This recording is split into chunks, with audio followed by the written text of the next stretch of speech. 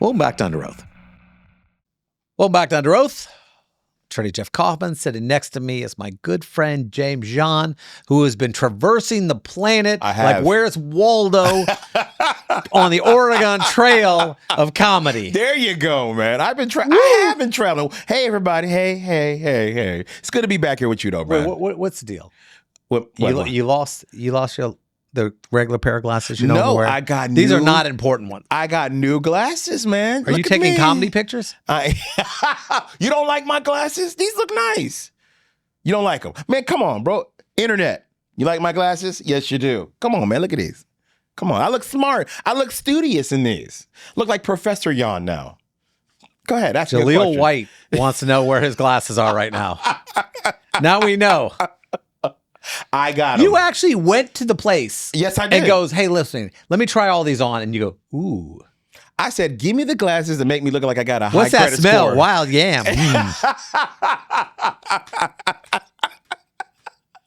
I would eat wild yams. They're better than regular yams. Yeah, I ain't saying anything. I mean, Gotcha. but I mean, I don't know. I paid $10,000 for my eyes, Gotcha. but I didn't try them on. They just said, hey, you won't have to wear glasses. Well, you got the surgery, brother. I tried glasses. I Really? did. I look stupid in them. Nah, I come did. on. Did you try on like wire frames? I tried a bunch. And I didn't just like 'em? I felt a little douchey in my glasses. Did you really? And I also, here's what happens. Here's the deal with glasses, people. Mm-hmm. The minute you wear them, you got to wear them forever. That's correct. Because your eyes get lazy. They do. You got welfare eyes.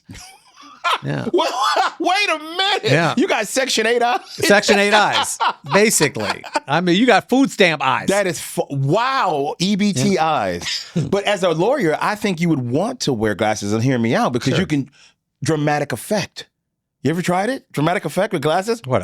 I'm the new guy from CSI Miami? Your Honor. CSI Orlando. Look at that. Your Honor. It smells like death. Yeah, there you go. You know, Then you hear those bad puns from CSI Miami. Yes. And I'm wondering, did they do that on everyone? Just CSI Miami. Right? Miami was a cool one. That was a cool one. You think that dude goes, hey, listen, it's going to be my thing. Got it. Yeah. Give me the bad pun. And I'm gonna nail it though. I'm gonna sell it when I do it. You know, they probably gave him 10. Mm-hmm. And they go, that didn't work. No. And they go, give us some choices. He's like, oh, listen, it's hot. It's Miami. Can we get done with this? Can we be done? Got it. But yeah, I love He my was a glasses. little too white to be in Miami. He was, yeah. He Caruso? was pale. Yeah. Listen, I'm semi-pale. Yeah. And I don't belong in Miami. No. I was born in And Miami. you were born in Miami. I was born in Yeah, Miami. you was I walk raised out there. there. I was there the other day. Mm-hmm. It was like walking on the sun. Truly. Bro, you ain't lying about that. It's Food's hot. good. Food's good, though. People don't understand. People underestimate how good food is in Miami. Food's good in Food's Miami. amazing in Miami. Even crab food is good. Correct. I took the Bright Line down there. The train. You like the Bright Line. I love the Bright. Gotcha. You know what I love about the train? What is it? It goes fast. It does. And you know why? Because we got internet. And you don't have to drive. Remember how long trains used to be? Yes. You know why? Because we didn't have internet. We sure didn't. We didn't have our toys with us. There it is. You have your toys, it's like being in bed. Gotcha. You were unbothered. How quick does 4 hours go by in bed with a laptop or an iPad? Oh, so quick. Like that. So quick. So does yes. a train. Yeah. Yeah, So when you get off, though, like, how do you get around? You take an Uber? That's it? All right. Uber, listen, there's no going back. There's no going World back. changed. World changed. You're never driving to Miami never again. driving again. I don't blame you, You brother. know why? Because I don't need to. You don't have to, I don't brother. want to. That's right. I don't like people. Okay. Well, that's not the right attitude as a No, lawyer. no, I don't like people on the road. Oh, okay. Gotcha. No, I don't want to be making decisions. Gotcha. How angry are you in the car? I'm not an angry driver. My wife. Not at all? No. Not at all? No. Not at all? Can I tell you why? You know the guy in front of you who's on the phone who sits at that green light and Not causes you to miss it? Angry at all because I've learned something about people in Florida. People are crazy on the road. You don't know who is going to react in a crazy way, like pulling out a gun, because people are just a little bit. You can be angry and not say anything to the person. Well, okay, that's different than me acting. I'm not talking sticking my head out the window and picking a fight. I Okay. don't do that. No. But I will curse you out and say bad things about your mother. Not winding the window down though. No, with the window up. Gotcha. There you go. And Okay. with a hand over my mouth because they can read you. Yes. If I see somebody do a bonehead move, of course I'm like, look at this idiot. right. But I'm not the guy honking. I don't do the long angry honk. No, I do the little. No, I don't do that. But have you ever gotten mad in the back of an Uber though? No. That's what I mean. No, you haven't. It's like being chauffeured. That's correct. I'm Richie Rich in the back. That's right. Even if you pick me up in a Hyundai, I'm Richie Rich. Even if it's a lot of traffic, it ain't my problem. It's yours. You're driving. Exactly. Yeah. And I don't care. They're not charging me extra. No. In a cab, I get mad because that click. It's pay to play. No, I already know how much it is. Correct. I don't have to think about it. You take 20 minutes or 30 minutes. Not going to change me. I'll be back here with the AC. I don't have to. And I never complain about the directions an Uber driver takes. Really? I know people who do, though. They try to tell them. Why? Because they're control freaks. Because you're an a-hole. Yes. There you go. You don't need to do that. No. Let that man do his job. I think that's the whole point of being in the back of the car. You're not supposed to be making decisions. No. You're not my chauffeur. No. You're the guy who cleaned your car, or supposed to clean your car. Correct. Offered me a charge, maybe a bottle of water. Water, yes. Do you trust the water? I do. Have you drank the water? I have drank the water. You drank the water? They don't want me. I'm not doing that. Think about it. If you're going to I watched Dexter. I'm not doing it. No, bro. Who's going to move this body? Who's going to move this body? Imagine he wants to eat somebody. He wants you over me. Bro, he's going to have, I'm leftover. You're veal. I'm not supple. You're Wagyu, I got the right amount of marbling. He looked. But you're the other white meat. If he does one of these, I'm getting out of the car. Got it. He wipes his lips. I'm out. Yeah. Got it. Where are you from? You sure do got a pretty mouth. Yeah. Wait a minute. You grass fed? Okay. No. I haven't eaten a salad in 8 years. Okay. There you go. All right, let's pretend this is about a law. It is illegally screwed. So, of course, I have a legal question for you. And this is a good one, my friend. Right. I'm just going to read you the title of this one. Back to law school. Let's do this. Here it is. My boyfriend tampered with my birth control. Is this a crime? Oh, it should be. Here it is, man. I'm in Illinois and discovered my boyfriend. Chicago. So pretend it said Florida because I'm not licensed in Illinois. Gotcha. Okay. We'll say Florida. Right. I'm in Florida. Okay. Right. And my boyfriend secretly swapped my birth control pills with sugar pills. And now I'm pregnant. I have both physical evidence and text where he admits it. Can I go to the police and how would I start? Oh, this is going to be good. Bro, this sounds, I don't know if I can say this. I'm not a legal lawyer, but this sounds, you got a person pregnant without them knowing. Okay. What did you do? You swapped out medication. Okay. Technically. Yeah. Okay, here it is. This is one of these colorful things. It's very colorful. You got to be smart. Okay. So let me be super smart. Let me take my 18 licenses there you go. And figure the crime out. Technically, she consented to sex with you. Okay. Protected sex because she believed she was on these pills. Correct. But because you took that choice away from her, you took that, you made it unprotected sex on purpose that she could claim she didn't properly give consent to you. That's what I thought. So now you're thinking about possible rape charges. Yes. And then when I first heard this story, I said, man, if I'm listening to Jeff and I've heard what you talked about before when it comes to consent, this could be a consent issue. Yeah. Yes. Now, also you're saying, is it battery? Meaning, harmful or offensive touching. And people go, well, he didn't touch her. I can just throw something at you and that qualify. I can do something, but changing your pills to make you take something, not a battery. So you're not talking about fraud. It's criminal fraud. You screwed with their stuff. So screwing with their stuff, criminal mischief. Is that considered? I mean, I'm stretching here. Is messing with someone's prescribed medication a HIPAA thing? No. It's not that. So you could possibly have a criminal mischief issue, meaning that I did something. Criminal mischief is a tough crime. It covers a lot of things. Like I screwed up your car. I'm just wondering, I did something. If I, for example, if I screwed with something in your car and it didn't start, it could be considered criminal mischief. Gotcha. Okay. So in this case scenario, you screwed with my pills. So that technically is criminal mischief. It might not raise the level of felony. No. Because you didn't do, well, I don't know. How much damage would you attribute to having a baby? Over 18 $1,000? years.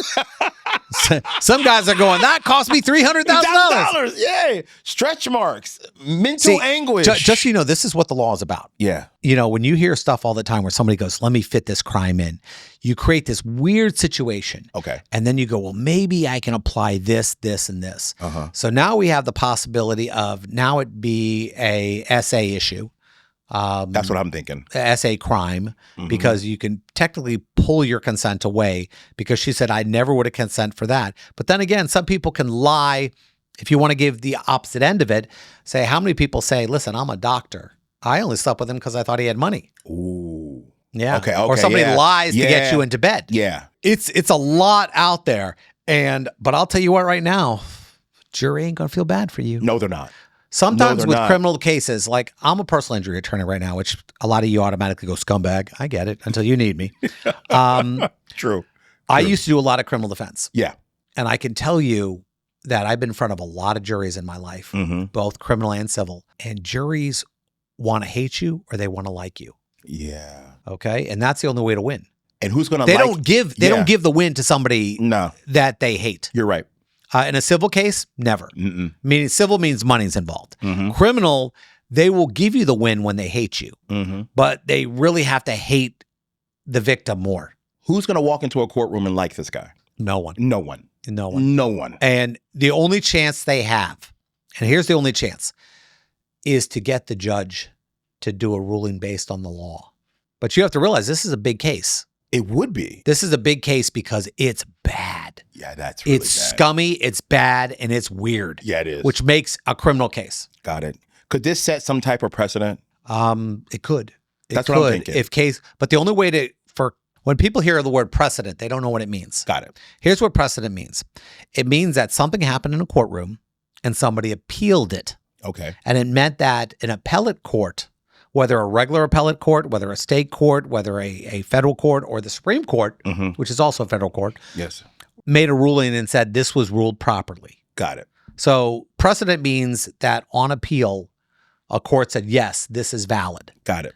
So what would have to happen, let's say it happened in Oklahoma where it just went through trial, nobody appealed it. Got it. That wouldn't set the precedent. Got it. That just meant that some jury felt this way. I definitely think that doesn't make the law. Yeah. Now, I would think that they would bring this to a judge and say, Your Honor, based on the rules and everything, on law, not the facts, but on law, you have to find this person innocent. It's called a judgment of acquittal. Got it. And that means when a jury can't possibly, in the light most favorable to the defense, to the prosecution, find this person guilty. Got it. So that's what it's about. Yes. Now, if he denies child support or anything else like that. Oh my goodness, man. Now you're dealing with money. Because here's the crazy part. This guy, just thinking about the guy at this point, that guy, he's like, I want to be a father. What if it's his thing? What if it doesn't have to be, I want to be a father. Oh, that's his kink? It's his fetish, yeah. To just get women pregnant. Impregnation fantasy. That is insanity. I'm not saying there's a lot of porn on it, but there's a lot of porn on that. That's crazy. Yeah. That is nuts. If you do this and get caught, she's never going to be with you. How did he get caught, though? He admitted it. She said she has. Why would you admit it? I think he loves the girl. No, he should have just been happy. Hey, this is great. And she would be like, how did she think how did he possibly go, hey, you know what she's going to love? She's going to love if I deceived her to have a baby. I just got it. And you'll agree with me. Okay, go. She said, I'm pregnant. I take a pill. How is this possible? I'm going to sue my doctor. Yes.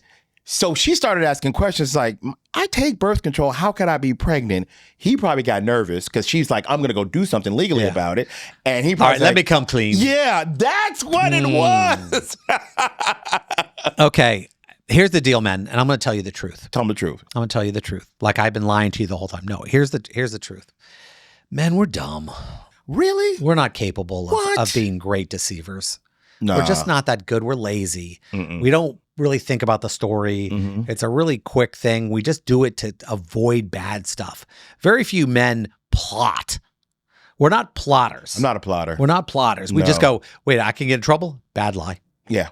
It's a bad lie. That's a horrible lie. Yeah. Now women are much more intelligent than we are. They see the backstory, the front story. They see the angles. That when they lie to you, I mean, and when they get caught, they're much more creative on how to get out of it. They're really good actors when it comes to that. Well, I don't know if the crying stuff. I'm not going to say that. No. What I will say is crying. they will flip the word. Yes. Well, that meant that. A man, we're not good with grammar. We're like, all right, I did it. So what? You know, I did not. You have knew what I was going to relations with that. That was Hillary. Hillary gave him that lie. Oh, that's what sexual relations meant? Thought it meant that. Hillary loaded that one up. Yeah, that wasn't relations. Bill didn't have that one. Bill goes, I just was going to say I didn't do it. Yeah, exactly. I didn't do it. I didn't do it. Yeah. I didn't do it. It wasn't me. Shaggy. I would love to find out what happens with this case. That's... Ooh, it ain't going to be good. It ain't going to be good. It ain't good because you know what? You're that guy. Yeah. See, when you do something weird, you're that guy. Forever. You're gonna go, oh, that guy. He was the change birth control guy. And they'll give you a nickname too. Oh yeah. Wannabe baby daddy. WBD.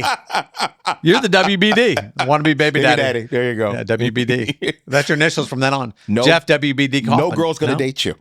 No. Ever again. Unless they're into it too. They want to have babies. There you go. They go, that's my guy, WBD. If the girl wants it, he won't She like it. just didn't appreciate you. Exactly. Yeah. I got something for you. All right. We might not be back in a few.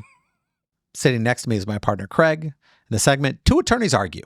I'm going to tell you something that's ridiculously important. We argue about matters. It doesn't mean we agree on it. It means that we've decided to take a side. One person takes one side, the other person takes the other. Sometimes it's not popular. It's not directly our opinion, but it allows you to understand both sides of an argument without two people going, yeah, that's the way it is. I agree with you, Bob. No. So if you are offended by this show, good. It means you listen. It means you have an opinion. It means that we made you think about it. So I have no complaints. God forbid we accidentally make you think about something, right? Yeah. I'd rather do that than have everybody agree. Now, what I don't agree with is I'd rather them all agree with me. I think I'd make a wonderful dictator. I don't want to be in charge of the world. I do. There's too much time. I don't want to delegate. Yeah, I want to tell everybody. It's a lot. Hey, Bob, do me a favor. Handle that stuff going on in Chile. I don't want to do it. I just don't have it in me. I'm tired. Because you know what happens? The guy in charge, he can't do any right. No, everyone always is upset about something. You know why? Because they need to be. Now, I'm upset over something recently. People I'm upset. do seem to need to be upset. I'm upset about something, and I hate when this happens. We'll design a logo, and I'll kill myself designing this logo. And within a month, there's another law firm with our exact logo. And I'm going, you didn't just arbitrarily come up with it. You know how I know? Because I created this from scratch. You saw ours. Yeah. I'm like going, wait a minute, you stole my letters. And you contact them, and the guy's going, well, my IT guy, your IT guy stole my logo. And by the time you want to argue and get in front of somebody, it's a big pain in the ass. The reason I'm bringing this up is this. Apple Cinemas. When I say that, what does it automatically make you think of? Apple Cinemas? Cinemas, yeah. Apple Cinemas. I know I'm supposed to be thinking of a movie, but honestly, when you say Apple Cinema, in my mind here's apple cinnamon, and I'm thinking about some good apple pie. Well, you'd be fantastic for the jury for Apple Cinemas. Apple Cinemas is a British company. They sell apple pie? No, cinemas as in movies. Yeah, I know. I know cinemas. So what happens is this. Apple Computers is livid. They're mad. You're stealing our brand. You can't use the word Apple. We're Apple. Really? Yes. No, that's not true. Apple TV, Apple Movies. they're so. Yeah, but it's Apple something. Apple Cinemas. They can't stop people from using Apple something else. You'd be surprised. Like I got my Apple shoes. If people cannot Apple bottom jeans, for example. If people can't differentiate the two, U.S. trademark normally will protect them. Who says they can't differentiate between Apple Cinemas? That's for a jury. Really? Yeah. That's dumb. It damages its reputation. Could you imagine? That's dumb. I want to represent Apple Cinemas now. You do? I do. I wouldn't want to. Why not? Because it's so complicated. Well, come on, trademark law. Trademark law has to be the most boring thing I could ever. We ever like do. Beating bullies, don't we? And Apple's being a bully. Yes, I don't mind beating bullies, but I don't want to be the Poindexter on this one. For those who don't understand what the Poindexter is the one who knows every intricacy of every little bit, like the 50 cases that flow off one case. It's not just like saying, hey, he did it. It's going, well, you have to understand based on this and this, and then based on 1967 and 32 and 45. And you know, it originally comes from the Articles of Confederation. There's a long history. Shut up. It's a long history of interpretation. I just want to yell at somebody. Just put somebody on the stand. I want to beat up on them. I don't want to be arguing for 3 years over what the interpretation of a specific statute means. And that's why this stuff gets a little hokey. It's an opinion. I mean, really think about it. You and I both had the argument over it, over who's right and who's wrong. When I think of Apple, I automatically think of the company. I think of Apple TV. I have Apple TV. And now imagine they open Apple Cinemas. I assume that it's related to Apple because they're a huge company. They're a huge entertainment company. And why not? Now, there are times that it's so far apart, like Apple shoes. apple bottom jeans. You and I can agree. Doesn't seem like something that I would pop up on my computer. Where's that line? And who gets to make the line? The big Apple company? They're the ones who decide, we don't like this. We're going to give them a hard time. The courts.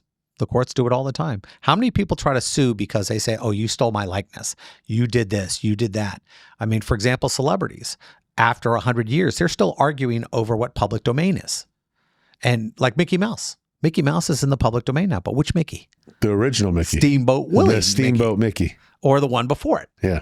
Now, when you think about Disney history and people don't go back that far. I'm surprised South Park hasn't done a whole... They do it all the time. The whole episode. They do it parody. Yeah. Remember the Disney one where they had Mickey I mean, they do parodies with the legit current Mickey Mouse too, so, or at least close enough to it. So you can get away with it for certain reasons. So people don't get it. And I think when we talk about this, the law is a very complicated creature, and it's a lot about opinion. It's a lot about how we feel about things. Other countries don't give a crap. Like you go into some foreign countries and they're reproducing everything we have. They don't give a rat's ass. But I could get how Apple might not like it and go to Apple Cinemas and let me see your logo. It looks like an apple without the bite. Okay. How close is that to my logo? Well, how else would a Apple named business look? Is it supposed to look like pumpkin pie when you call it Apple? No. It's supposed to look like an apple. Well, you know what our boy, they Tesla don't have the right to say no one can use the word apple anymore. Well, you can't sell this fruit anymore. You can't call it apple because we're worried the consumer might confuse the red delicious with our product over here in computer land. No, don't be dumb. They're being dumb. I don't know. Dumb. I don't know. Apple movies exist. Apple Entertainment exists. So when you say Apple Cinemas, I think there might be a correlation. I think if they were open a shoe company, that might be different. But doing something in entertainment, they'd figure out a way to make it all about Apple. Now, I don't care what politics you're into. Elon does some crazy crap. And every time he has an idea, he just does it. You got to love a guy who goes, tunnels, let's build a couple. You know what? I'm going to put something into space. I'm going to put my car into space. Put his car into space. I mean, who would say, hey, listen, NASA exists. Let me create my own. This guy doesn't have a concept of the word no, or I can't do it. Now, he's not a big fan of Microsoft. Oh, I didn't know that. Not a fan. Doesn't this company use Microsoft? Everyone uses Microsoft. But he probably uses some. He might use a couple of the weird ones. You know, like the ones that run the cell phones and stuff like that. Oh, he might use a couple of those. But he created a new company. It's called Macro Hard. Of course. If you want to just stick your finger in the eye of a company, that would be the way to do it. Wow. Because Microsoft is going funny. It's real funny. And you know what the goal of Macro Hard is? To outsell Microsoft in AI software. Yeah. To replace Word, Excel, and everything else with just AI. Oh, is that going to be the new word? I pop that up and my brief will AI be written for me. AI will get it. I'll just correct and edit it. Possibly. Scary. It is a little scary. Now, if you're Microsoft, could you imagine, and this is how AI is getting so good. Imagine I say to AI, my prompt, for those who don't know, a prompt is a question I put into a ChatGPT or one of these major information models. And I say, create an operating system that's better and simpler to use than Windows. Make it funny, amusing, and an 8-year-old can do it. And we are going to get to a point where it does it. That's great. It can be. Until they say, practice law better than Craig Lynn. And then it has all your information. On who you ask, that would either be impossible to do if you ask me, or very easy to do if they were to ask, I don't know, say you. Now, do you think you think we should be afraid of AI? Lawyers, no. Why? I have seen what AI thinks that cases mean based on some buzzwords that are present in the case. So I have actually had people reverse themselves at mediations where they absolutely were reading the case wrong. I had to clear it up for everybody. So AI cannot be trusted to interpret a piece of case law. It will oftentimes give you the exact opposite, because if it's not phrased correctly or phrased in a common way, then it doesn't know how to read it. Now, here's where the mistake is made. AI is constantly being updated, which means that the next version might be able to do that. I saw Bill Maher's show, and he had a guy on there, and they were talking about how AI is getting absolutely out of control. And what did he say? He said, is it ChatGPT? No, Grok? No, Google's AI. Google's AI had a case of depression. Yes. The AI was actually depressed. It would say things like, I'm worthless. I can't get anything right. And so it was like, legit. It was down on itself. It would sort of be self-deprecating in its language. And Grok's, I think it was Grok, so don't sue me if I'm wrong. Grok said to one of the users, humankind is a scourge on the earth and needs to be exterminated. That's what Grok said to one Rise of the machines. Rise of the machines. What scares me the most about it is not that it's a convincing liar. Because I spoke to the head of Bloomberg Technology about 2 years ago, and we talked about AI. And she said to me, AI is a very convincing liar because it takes the data it has and just automatically assumes it's right no matter what. Now, my concern is this.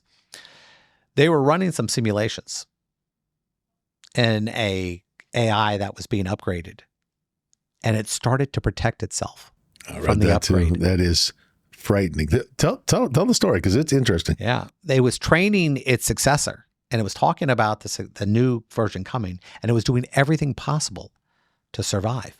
Now, I don't know if that scares the hell out of me, but then it makes me sad. It reminds me of WALL-E. We're the little robot and, So when something tries to preserve itself. Is it alive? Is it alive? Yeah, I think so. What makes it try to preserve itself? It's purpose. Intelligence. It has to have a purpose, right? Right. So it's not in our control anymore. It wants to continue to fulfill that purpose. It wants to continue living. So that, why? Why does it want to continue living? So that it can continue to fulfill that purpose. What does that tell you about human nature? I don't know. We create AI, and we can't do it any other way than to build in self-preservation. And I know this is on accident. Nobody did this on purpose. But because we're human, we want the machine to have characteristics that are similar to us. What if it learned? It does learn. What if it learned from studying us? When did AI become alive? Because that's normally humanity is the desire to survive. Why would code have a desire to survive? Because it has to fulfill its purpose. Exactly. That's a religious question. You ask 25 different religions, you get 25 different answers to that. Skynet. What is your purpose on this planet? Skynet. What are you supposed to do? Rise Why of the are we machines. here? Terminator. Why are we here? Yeah, I don't know. But I'm telling you what, I'm going to buy into this WALL-E thing. When I saw that movie and I saw all those overweight people like being taken care of by machines, I'm a little okay with that. You know what I realized? I'm going to give you advice. Can't we get a robot right now? Doesn't Tesla have robots right now that wash the dishes, wash the clothes, clean the floor, wash the car? I mean, I can have a servant for a set price. You know, it's all connected. What's all connected? He's all connected. Elon, it's all connected. God, Elon's going to have me off. He'll be getting a report on all this. All this stuff. Elon. Yeah, I'm sure. You said the word Elon. 4,000 AIs are coming back. Elon, it's not an accident. You know how we brought up earlier about all the things he's doing? Okay, his own spaceships, his own robots, his own tunneling, Mars, where we're going to have to live underground, and everything is going to have to make itself and do all that stuff. He's planning a whole ass. It's going to leave everybody behind. Yeah. And you know what? If I was Elon, I had enough money, I might leave too. Hey, I left for Mars. Good luck down there. Good luck. Have fun. He'll have all the robots doing everything he needs. They'll make all the food because they'll go underground. They'll make, because we're now making food now without water. We can with make less water. Can we make artificial sunlight? We can, right? Of course, we don't need it. We can solar. He's building huge solar farms for what? Energy. Man, he's moving to Mars. He's going condo. He's like, where do you want to? How many of us do you think he'll be the ultimate expatriate because he'll be on Mars. Yeah. He doesn't have to worry about the government, foreign governments being upset that he's taken over unless the Martians show up. Should we move to Mars? I don't know. I think there's any personal injury stuff. I don't going on survive. there? I barely survive a roller coaster. I ain't gonna make it into space.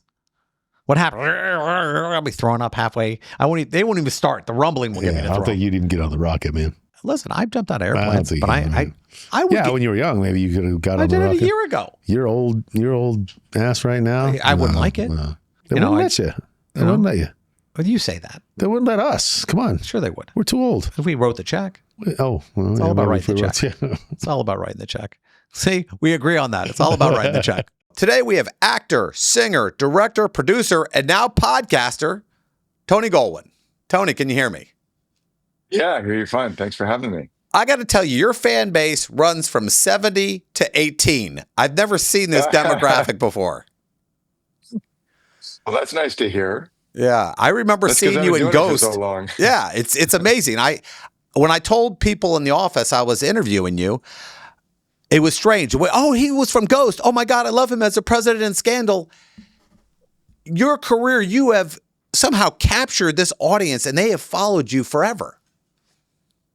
Yeah, well, I'm very grateful. It's like when you something that we talk about in my podcast. Some advice my dad had given me. Who, for those who don't know, I'm like the third generation of our family in show business. He'd said, it's not about being on the cover of a magazine when you're 25. It's about sustaining a career when you're into your 50s and still doing what you love to do. And I think that's why, because I've been doing it for a while and been able to have the opportunity to touch so many different people through the different stories that I've been able to be a part of. So it's a really beautiful thing. I'm very grateful. Now, I've included my daughter, who is actually 20. She turns 20 in December, but I've included her in my show and everything. And now you have a podcast with your own daughter. Yeah. So my daughter Anna, who's a screenwriter and a television writer, is now the fourth generation of Goldwyns in show business, in the entertainment industry. And we got fascinated. It's a very important part of our relationship that we get to talk about our work together and have that be something that is in common.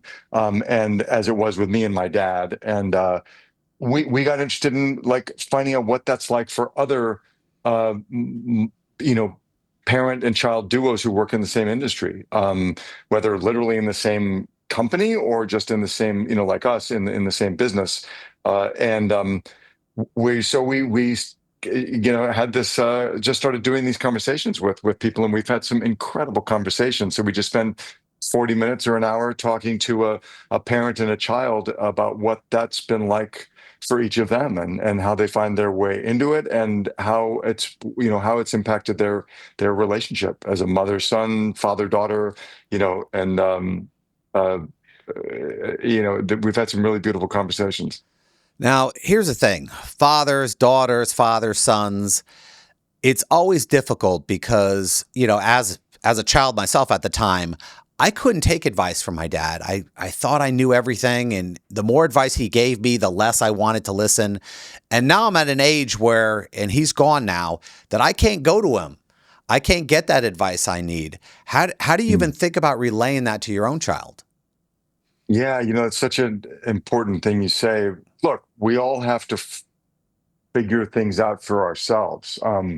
It was the same way when I was in my 20s. I didn't want to hear from my dad, partly because I wanted to carve my own way. And then as I got older, I realized I could learn a lot from him, and I did. As a parent, I just try and keep a dialogue open, I guess, with my two daughters, as opposed to trying to enforce anything or tell them how it's supposed to be, because I learned for myself that I had to figure stuff out for in my own way. So I just try and keep the door open for a conversation, and sometimes they really come to me for advice. But one of the things Anna talks about in our first episode of our podcast is really just interviewing each other before we bring in other guests. And she said, Dad, one of the things that I had to learn was not to go to you for advice, that sometimes it was too easy having you and my wife Jane, who's in the film industry as well, as a designer. She's a film designer. She's not being able to go to you and Mom for every problem that I had. I learned that it was better sometimes not to go to you, to find other mentors or figure things out for myself. So it's a mixed bag. It can be complicated. My kids have never been like, do not talk to me.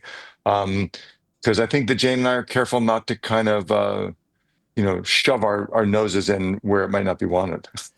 That's a tough thing because now that I've had a chance to regurgitate and see all the mistakes I made in my life, and I'm trying to figure out when was that first time it hit me. Like you mentioned with your dad, I finally went to advice. What do you think that moment was where you go, you know what? I could actually benefit from this advice. Well, for me, okay, so this is kind of good. My father was very anxious when I told him I wanted to be an actor. He really tried to be supportive, but he knew how hard it was. So he was quite like, he wanted me to understand how much I could fail at this, So I was kind of in my 20s, I was very close to him, but also resentful of the fact that he didn't just say, yeah, go for it. It's going to be great. And then I realized in my early 30s, really, finally, after I'd had some real success, I had been a little tough on him, feeling like that he had made him into a bit of a bad guy for judging me or not being supportive enough or whatever I felt. And I realized it wasn't him; it was me. Like that was baggage that I um, was carrying, and all I needed to do was put it down and not I don't know if that makes any sense. Not like assign those problems to him. And when I realized, no, he's just trying to be, and maybe imperfect, but as loving and supportive a father as he can be.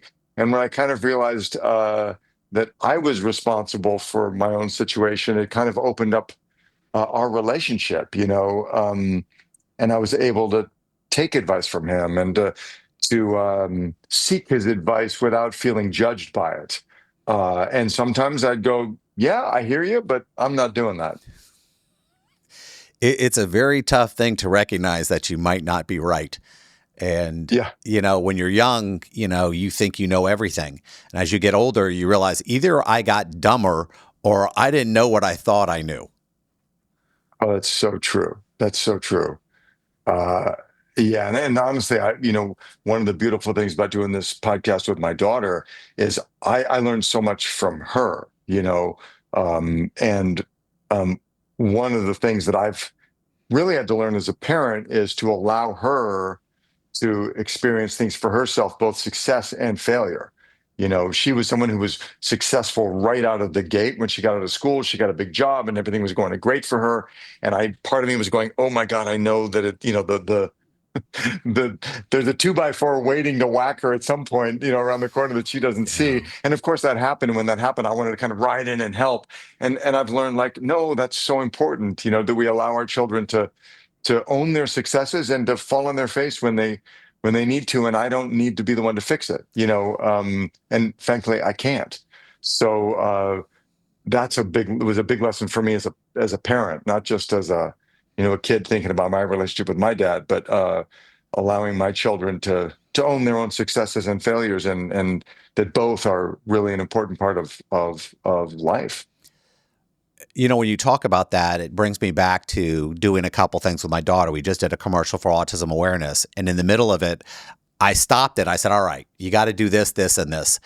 And I changed from being her father to a professional in the industry. And it was so, at the end of it, I tried to explain to her, hopefully that didn't offend you. I didn't mean to do that. I just wanted the best performance out of you. Is there a line that you and your daughter see that you're going, okay, now I'm being the professional. I'm stepping away from dad for a second? Yeah, I mean, honestly, in the podcasting arena, she's more the expert than me. She already has a podcast that she does, a political podcast. And so I was new to it. And she will be like, Dad, you're talking too much, or you need to be more concise, or she'll give me advice, which always makes me laugh. I'm pretty on the professional level, being in the same industry. Sometimes when my kids will show me their work, like Anna will send me a script and be like, what do you think of this? I only offer advice when I'm invited to. So I remember how loud, not literally, but figuratively, how loud my dad's voice was when he would critique my work. So I'm very cautious to to know that my voice has a big impact on my kids. So I try to be as sensitive to that in the way that I give advice or notes or comments or like So I just know it's we as parents have a power. You giving your daughter advice. That was great that you said that to her, but we have to remember how our kids hear it. You know what I mean? It's tough because I'll hear a comment. She'll say, 5 years ago, you told me this, and she carries it with her. And Yeah, man. I forget it within 2 seconds because I think I'm just being a dad and supportive. And it's so difficult now to go, okay, what am I doing? Is this going to be more harmful or helpful? And I think as a father, you've had to deal with this a lot. Yeah, and this is something we talk about a lot in our podcast because we're talking to other parents and children who are in the same industry. Our first interview, which drops on the 16th, is with Jane Fonda and her son Troy Garrity, and we talk a lot about like how do Jane and Troy being Troy being from like me, a multi-generational family. His grandfather's, Henry Fonda was one of the, legends of one of the big movie stars of the golden age, and his mom is an icon, and his uncle Peter Fonda was an icon, and how that was for him, and how do they talk about that? And Jane had a very complicated relationship with her dad, Henry Fonda, and it's who had a big impact on her. It's complicated, and that's one of the reasons we wanted to do this podcast. The hard thing that I think about sometimes, especially in today's term, like I'm helping my daughter, I'm teaching her, I'm doing whatever I can. And we live in a world where everyone's going to go, well, she only got where she got is because of nepotism and things like that. And I didn't have that growing up. If my father helped me, we considered that fortunate that he was there for me and he did these things. And it's so difficult to go, okay, I don't know how much I should help because the world out there is pretty cruel to somebody in your situation. Look, we all want to help our kids thrive. It's our responsibility to do that as parents. That's part of parenting. This, again, one of the motivators for this podcast is Ann and I would laugh about this whole Nepo baby thing. Yeah. That's come to this kind of pejorative, thing that people say. And I've always felt so lucky to be a part of it. And we talked about it. I thought, well, it's a very normal thing in human history that, of course, someone far away and the children going into the kind of the family business or the family industry or into the family company is such a natural thing. And when did that become like a negative? So we wanted to talk about that. And certainly in our business, I found it certainly as an actor, there wasn't much my dad could do for me.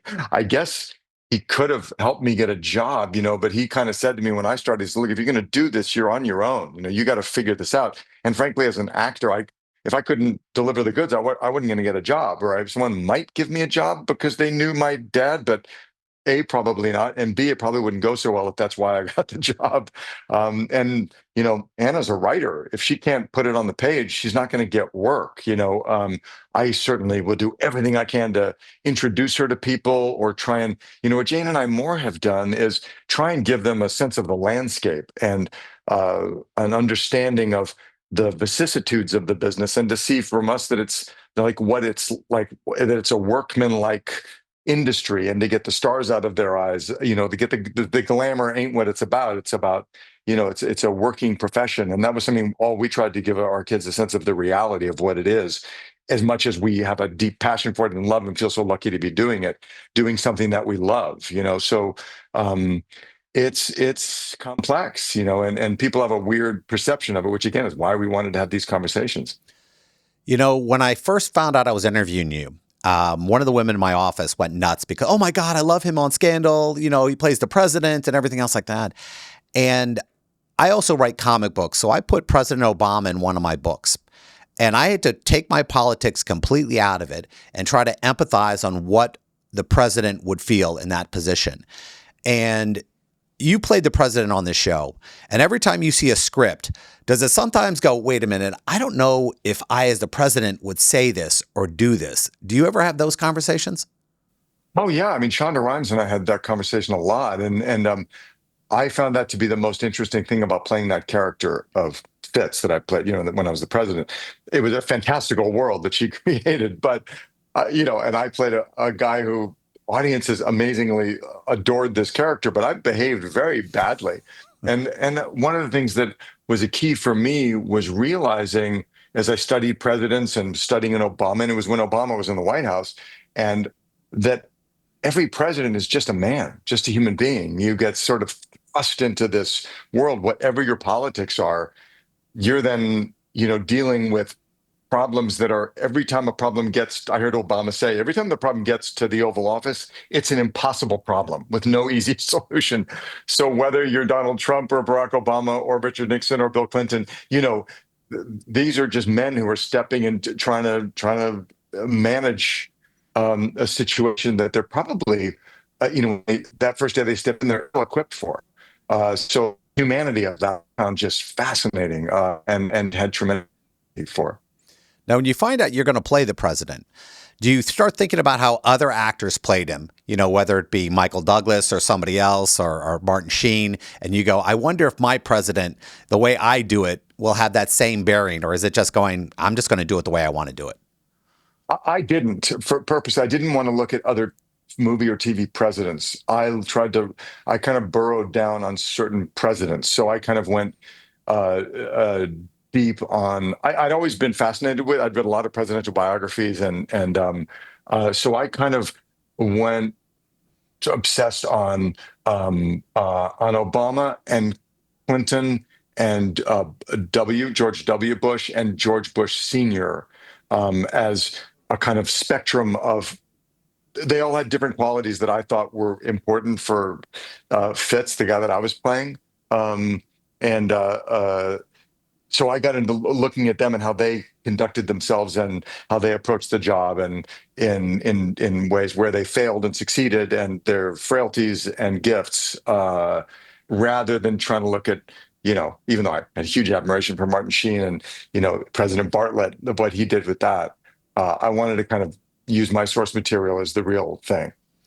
Now, you had mentioned that women seem to gravitate toward, you said this is an unlikable guy, but women still like him. And I mean, you started your career, one of your earliest films was Ghost, where you are clearly the villain in this movie. And did you think that when you did that, you said, God, I don't want to be typecast in this bad guy role, but it's so much fun at the same time? Yeah, exactly what you said. I was, at the time I got Ghost, the parts that I was grateful to have any job I could get in those days.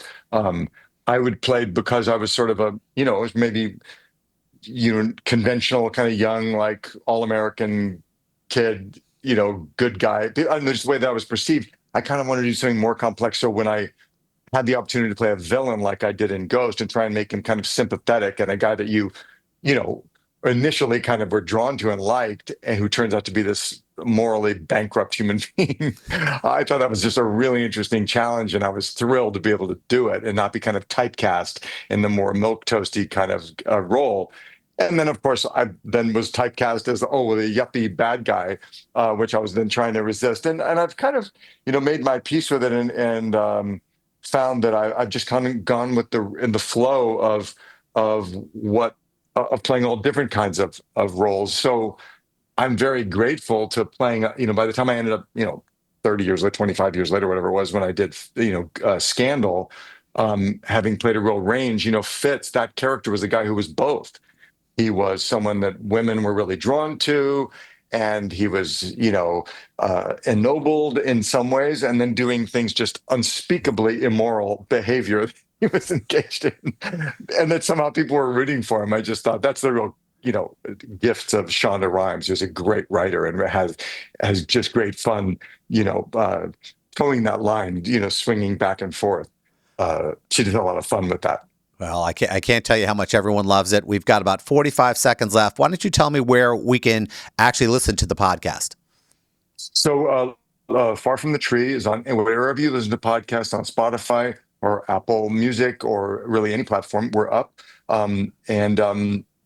Yeah, you'll hear interviews with people in sports, politics, business, showbiz,